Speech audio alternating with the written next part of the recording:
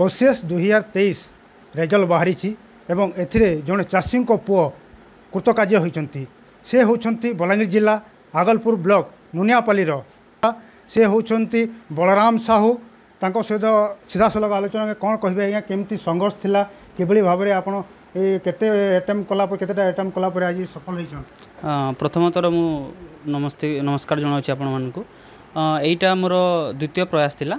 प्रथम थर रे मु प्रिलिम रे कृतकार्य होई नथिली एवं सेकेंड अटेम्प्ट एटा मोर जो थी कि मोर 140 रैंक रही ओडिशा सिविल सर्विस एग्जामिनेशन रे।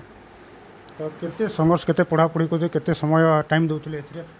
सर पढ़ापढ़ी तो दीर्घ दिन लगी रही माने 2022 रु मोटामोटी भाव में एवं दिन को पढ़ापढ़ी मिनिमम 7 ରୁ 8 घंटा करने को पड़ूला आउ से 7 ରୁ 8 घंटा माने गोटे कंटिन्यूअस मैनर रे चली कंसिस्टेंसी थिला से जिनिस रे। आपन के माने सहाय्य करथिले फैमिली लोक हला आपन को बाहर? हाँ सर निश्चित भाव में घरे बड़ बापा माँ सपोर्ट थिला ता बाहर जो सांग साथी अच्छा मोर जो पीयर ग्रुप थिले से माने बहुत हेल्प करछंती सेटा मोर हाई स्कूल सांग हो किंबा ग्रेजुएशन पोस्ट ग्रेजुएशन सांग माने हंतु तांकर माता पिता भी बहुत हेल्प करथिले मते ए जर्नी रे। केते आशा करछंती जो पाइबाटा जो सफलता पाइछन केमती देखुछंती केमती लागुछि ए जो संघर्ष अन्य को कोन कहबे? सर मते लगे जे यही सफलतार दीटा कारण थिला गोटे हला धैर्य आ गोटे हला कठिन परिश्रम दीटा जिनिस जिते बेले मिसी जाउछि आ तार गोटे कंटिन्यूअस माने कंसिस्टेंसी रहउछि ताहले सफलता तो निश्चित भाव में कौन ना कौन लोक पाइजिवो आ माने ई जिनिस पई मु प्रथमे निजर जो सिलेबस है कि एग्जामिनेशन पद्धति जहाँ थिला से विषय रे पढ़ापढ़ी देखा देखी करथिली सांग माननकठू सीनियर माननकठू नेइथिली हेल्प आउ तापरे से जिनिस को सबुदिन माने पढ़ापढ़ी जारी रखी एबे कृतकार्य होइछि खुशी होछि बहुत। याको नै कि आपण ए सफलता को नै कि कहा को श्रेय देबे?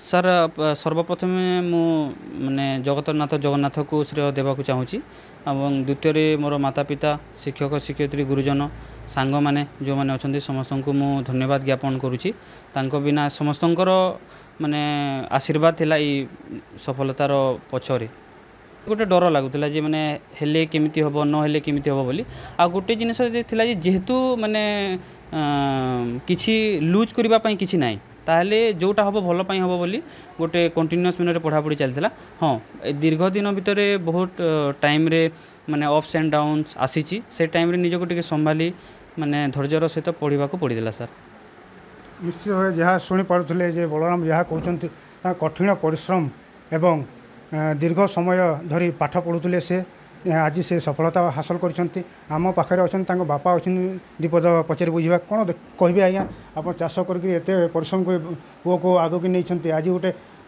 बड़ जोटा कि ओएस से पाई कौन कहे?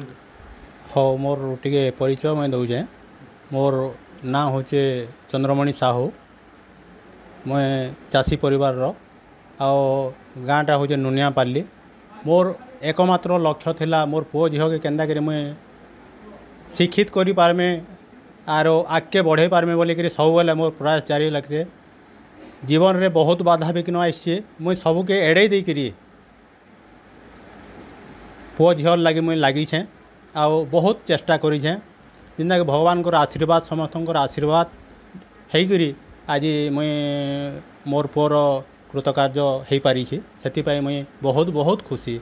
आओ निश्चय भाव जहाँ शुणी पड़े बापा मोहर आखिर लुह बाहरी जेहेतु धर्मपत्नी किसी वर्ष तले देहांत कर पुआटी परिश्रम करके आज सफलता हासिल कर गर्व ये अंचल गर्व ए गौरव खाली एति नुहे बलांगीर जिला गर्व से आनी कौन कहे केमती देखुंत ये जो सफलता को लेकिन आप ये सफलता तो आम नुनियापाली ग्राम पंचायत बहुत खुशी आओ ये बाबू पढ़वार मुई किछि जानी जे तार बापा गोटे चाषी परिवार बहुत परिश्रम करी से बाबू के पढ़ेचन एवं तांको स्त्रीटा आ बलराम बाबू का माताटा मरण शଯ୍या थी से पाठ पढ़ी बहुत बहुत से परिश्रम कर बलराम बाबू को ओएस पेचन से नुनियापाली ग्राम पंचायत अशेष अशेष धन्यवाद एवं तार बापा को भी बहुत धन्यवाद।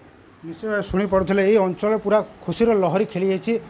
ଶହ ଶହ ହଜାର ହଜାର ସଂଖ୍ୟାରେ ଲୋକ ଆସୁଛନ୍ତି। ତାଙ୍କ ସାଙ୍ଗ ହେଲା ଗ୍ରାମବାସୀ ହେଲା ଆସିକି ତାଙ୍କୁ ସମ୍ବର୍ଦ୍ଧନା କରୁଛନ୍ତି। ନିଶ୍ଚିତ ଭାବରେ ଆଗକୁ ସେ ଲୋକଙ୍କ ପାଇଁ ଭଲ ସେବା କରିବ ବୋଲି ଆଶା କରାଯାଉଛି। ବଲାଙ୍ଗୀର ଜିଲ୍ଲା ଆଗଲପୁର ବ୍ଲକ ନୁନିଆପଲ୍ଲୀରୁ ସୁଦାମ ସାହୁ, ନନ୍ଦିଘୋଷ ଟିଭି।